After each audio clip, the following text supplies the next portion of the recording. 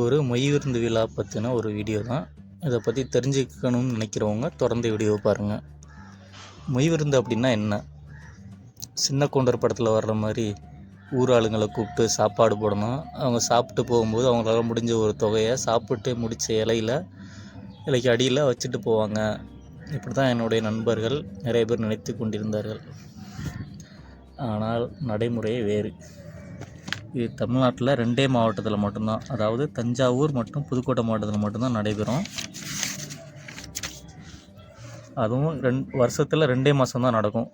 ஆடி ஆவணி 2 மாதம் மட்டும்தான் நடைபெறும். இதோட விதிமுறை என்னென்னா, மொய் விருந்து ஒரு நபர் 4 வருடங்களுக்கு ஒரு முறை மட்டும்தான் வைக்க முடியும். எங்கள் மச்சான் வீட்டில் நடந்த மொய் விருந்து விழாவை தான் வீடியோ எடுத்து போட்டிருக்கேன், வாங்க பார்க்கலாம்.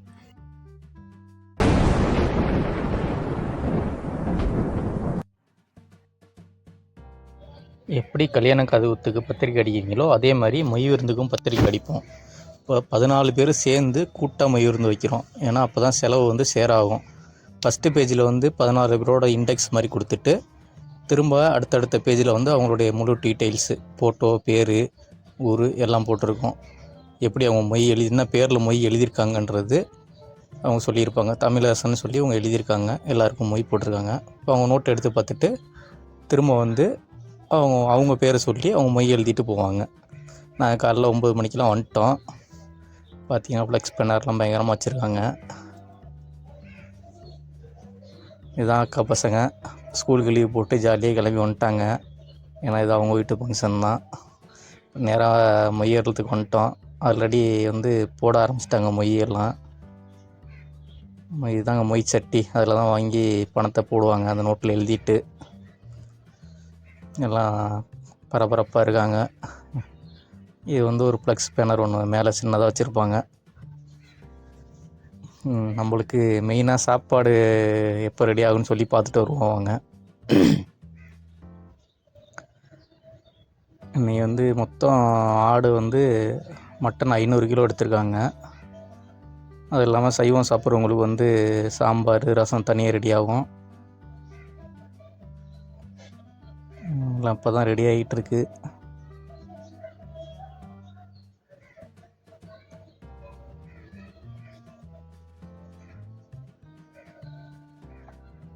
ஒரு 11 மணிக்கெலாம் ரெடி ஆயிருன்னு சொன்னாங்க.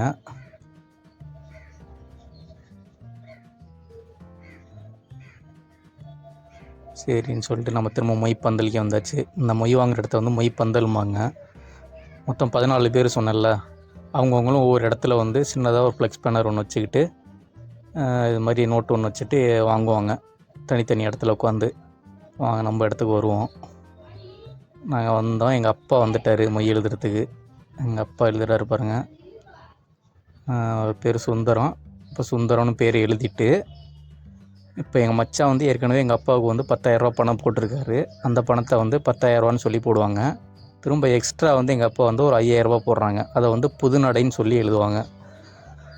ஏற்கனவே மச்சான் போட்ட அமௌண்ட்டு 10,000 ரூபா அவருக்கு வந்துருச்சு. இப்போ புதுசாக ஒரு 5,000 ரூபா அவருக்கு கிடச்சிருக்கு. சரிங்களா? இப்போ எங்கள் மச்சான் திரும்ப மொய் எழுதும்போது எங்கள் அப்பா போட்ட அந்த 5,000 ரூபாய் எழுதி திரும்ப எக்ஸ்ட்ரா அவர் எவ்வளோ அமௌண்ட்டு போடணும்னு நினைக்கிறாரோ அந்த அமௌண்ட்டை போடுவார். சப்போஸ் வேணாம் அப்படின்னு நினச்சா வெறும் 5,000 ரூபா மட்டும் போட்டு கட் பண்ணிடலாம். அவ்வளோதாங்க. மொத்தம் 10,000 ரூபா ப்ளஸ்ஸு 5,000 ரூபா புதுநடை, மொத்தம் 15,000 ரூபா. அதுதான் எண்ணிகிட்டு இருக்காங்க. இப்போ மொய் எழுதுறதுக்கு நாங்கள் ஒரு ஆள் வச்சுருப்போம். அவங்களுக்கு தனி சம்பளம் 1000 ரூபா வரும். இப்போ மொய் பணம் வாங்குறது அவர் இன்னொரு மச்சான் தான். அவருக்கு சும்மா டீ பலகாரம் மட்டும் வாங்கி கொடுத்தா போதும், சம்பளம்லாம் கிடையாது. அவ்வளோதான். ஒரு தடவைக்கு 2 தடவை அவர் எண்ணிக்கிறாரு. எண்ணிட்டு திரும்ப மொய் சட்டியில் போட்டுருவாங்க. லாஸ்ட்டாக தான் கணக்கு பார்ப்பாங்க. நோட்டில் எழுதியிருக்க அமௌண்ட்டும் நம்மளுக்கு மொய் சட்டியில் உள்ள பணமும் கரெக்டாக டேலி ஆகணும். அப்போ தான் எதுவும் மிஸ் ஆகலைன்னு அர்த்தம். அதனால் கரெக்டாக பர்ஃபெக்டாக எண்ணிக்குவாங்க. ஒரு தடவைக்கு 2 தடவையாக. எல்லாம் நிறைய பேர் வர ஆரம்பிச்சிருக்காங்க. சரின்னு சொல்லிட்டு நாங்கள் டீ பலகாரம் வாங்கி கொடுக்கலான்னு சொல்லிட்டு வந்திருக்கோம். மொய் எழுதுகிறவங்களுக்கும் மச்சான் எல்லாருக்குமே வாங்கலான்னு சொல்லிட்டு வந்திருக்கோம். டீ ஒரு 30 ரூபாய்க்கு பார்சல் வாங்கினோம். அடுத்து பலகாரம் ஒரு 10 பலகாரம் வாங்கியிருக்கோம். இன்னும் பார்த்திங்கன்னா சுழியன், வேர்க்கடலை எல்லாமே இருந்துச்சு. அதெல்லாம் எதுவும் வாங்கலை. நேராக அங்கே மண்டபத்துக்கு வந்தோம்னா சாப்பாடு ரெடி ஆயிடுச்சு. சாப்பாடு இலை போட்டு எல்லாம் சாப்பிட ஆரம்பிச்சிருக்காங்க. பந்தி வந்து விறுவிறுப்பு நாளைக்கு தான் ஃபஸ்ட்டு பந்தி.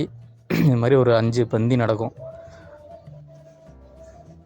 சரி, நம்மளுக்கு கொஞ்சம் கீழே வேலை இருக்கிறதுனால நம்ம கீழே போயிட்டோம். இப்போ சாப்பிடல. நாங்கள் எப்போது எல்லாமே கணக்கெல்லாம் முடிச்சுட்டு எல்லாமே டேலி பண்ணிவிட்டு லாஸ்ட்டாக தான் சாப்பிட வருவோம்.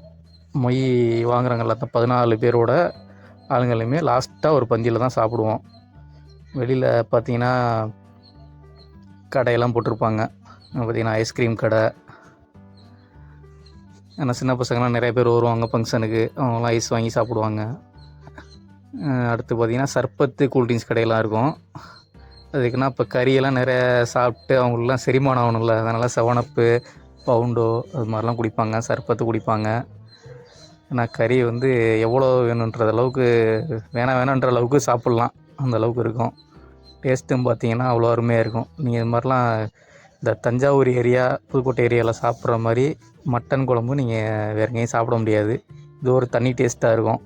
நீ ஹோட்டல்லலாம் அந்த மாதிரி கிடைக்காது. சின்ன பிள்ளைங்களுக்கு பலூனு, பொம்மை கடை எல்லாமே இருக்கும்.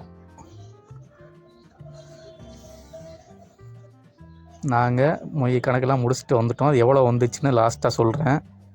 இப்போ நம்ம தம்பி வந்திருக்காரு. இவர் வந்து இப்போ 2வது ரவுண்டு வந்திருக்காரு. இடையிலே ஒரு பந்தியில் போய் பசின்னு சாப்பிட்டு வந்துட்டாப்புல. இப்போ 2வது ரவுண்டு சாப்பிட வந்திருக்காரு. சாப்பிட்டு இப்போ கிளம்பிட்டோம். இப்போ நான் எவ்வளோ வந்திருக்கு, எங்களுக்கு எவ்வளோ மொய் வந்துச்சுன்னு சொல்கிறேன். இதுதாங்க மொத்தம் மொய் நோட்டு. இதில் தாங்க எல்லாமே இருக்குது. மொத்தம் எங்களுக்கு வந்து கிட்டத்தட்ட 3 லட்சத்துக்கிட்ட அமௌண்ட் வந்துச்சு. இது வந்து பேஜ் வாரியாக எழுதியிருக்காங்க எவ்வளோ அமௌண்ட்டு என்னென்னு. மொத்தம் டோட்டல் லாஸ்ட்டாக போட்டிருப்பாங்க. எங்கள் மச்சான் இது வரையும் இந்த 4 வருஷத்தில் எல்லாருக்கும் போட்ட அமௌண்ட்டு எவ்வளோதுன்னு பார்த்திங்கன்னா 1.5 லட்சம். நம்மளுக்கு வந்திருக்கிறது வந்து 3.5 லட்சம். அதாவது 2 லட்சம் அதிகமாக வந்திருக்கு. எப்படின்னா அவங்க போட்ட அமௌண்ட்டோட கொஞ்சம் சேர்த்து போடுவாங்க. முதல்ல சொன்னல, எங்கள் அப்பா வந்து 10,000 போட்டு திரும்ப எக்ஸ்ட்ரா 5,000 போட்டாருன்னு, அதே மாதிரி எல்லாருமே போடுவாங்க. இப்போ அப்படின்றப்ப 1.5 லட்சத்துக்கு வந்து நம்மளுக்கு 2 லட்சம் எக்ஸ்ட்ரா வந்திருக்கு. இப்போ நம்ம திரும்பி போடும்போது அவங்க எக்ஸ்ட்ரா போட்ட அமௌண்ட்டை போட்டு நம்மளும் இன்னும் கொஞ்சம் அமௌண்ட்டை போடணும்.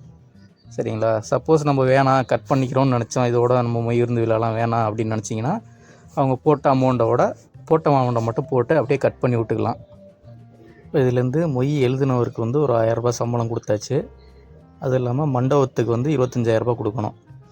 மண்டப செலவு வந்து 25,000 ரூபாய் கொடுத்தாச்சு. பாக்கி உள்ளதை நம்ம எடுத்துக்க வேண்டியது தான். இது வந்து 4 வருஷத்துக்கு ஒரு டைம் தான் வைக்க முடியும். இப்போ எங்கள் மச்சான் வச்சுட்டாருன்னா இனிமேல் 4 வருஷம் கழித்து தான் திரும்ப வைக்க முடியும். அதே மாதிரி வருஷத்தில் 2 மாதம் மட்டும்தான், ஆடி ஆவணி 2 மாதம் மட்டும்தான் இது நடக்கும். அந்த டைம் மட்டும் நம்ம கொஞ்சம் காசு ரெடி பண்ணி கையில் வச்சுக்கணும். யாரெல்லாம் மொய் விருந்து பத்திரிக்கை கொடுக்குறாங்களோ அவங்களெலாம் போய் நம்ம மொய்யை போட்டு சாப்பிட்டுட்டு வந்துக்கிட்டே இருக்கலாங்க. இப்போ நீங்கள் ஒரு பேங்கில் போய் கடை வாங்கணுன்னா ஏகப்பட்ட ஃபார்மாலிட்டி இருக்கும். ஆதார் கார்டு கொடு, பேன் கார்டு கொடு, செக்யூரிட்டி கொடு, ஏகப்பட்ட இது இருக்குது. ஆனால் இந்த மொய் விருந்து விழாவில் வெறும் மனுஷனை மட்டும் நம்பியே பணம் போடுறாங்க. ஒருத்தவங்களோட பேர் தாங்க முக்கியம். இதில் அந்த பேரை வச்சு தான் மொய் எழுதுகிறாங்க. சரிங்களா? இல்லை எந்த ப்ரூஃப்மே எதுவுமே கிடையாது. ஒரு நம்பிக்கை தான், மனுஷனோட நம்பிக்கை தான். இதுதான் எங்கள் ஊரோட ஸ்பெஷல். சாதாரணமாக அவங்களால ஒரு பேங்கில் போய் லோன் வாங்கிட முடியுமா? அதை கொண்டு வா, இதை கொண்டு வான்னு எவ்வளோ அலக்கழிப்பாங்க. ஆனால் இங்கே வெறும் பேர் மட்டும்தாங்க. ஒரு பேரை வச்சு தான் அவங்க பணமே போடுறாங்க. அதாவது மனுஷனோட நம்பிக்கை தான். அதை மட்டுமே வச்சு நம்மளுக்கு இப்போ 3 லட்சம் வந்திருக்கு. இது வந்து சில பேர் தப்பாக நினச்சிக்கிறாங்க, கஷ்டப்படுறவங்க தான் அது மாதிரி மொய் விருந்தெல்லாம் வைக்கிறாங்க அப்படின்னு. அப்படியெல்லாம் ஒன்றும் இல்லைங்க. நம்ம ஊர் எம்எல்ஏ கூட மொய் விருந்து வைப்பார். அதே மாதிரி கோடிக்கணக்கில் வாங்குகிற ஆளுகளும் எங்கள் ஊரில் இருக்காங்க. சரிங்களா? வீடியோ பிடிச்சிருந்தா ஒரு லைக் பண்ணுங்கள்.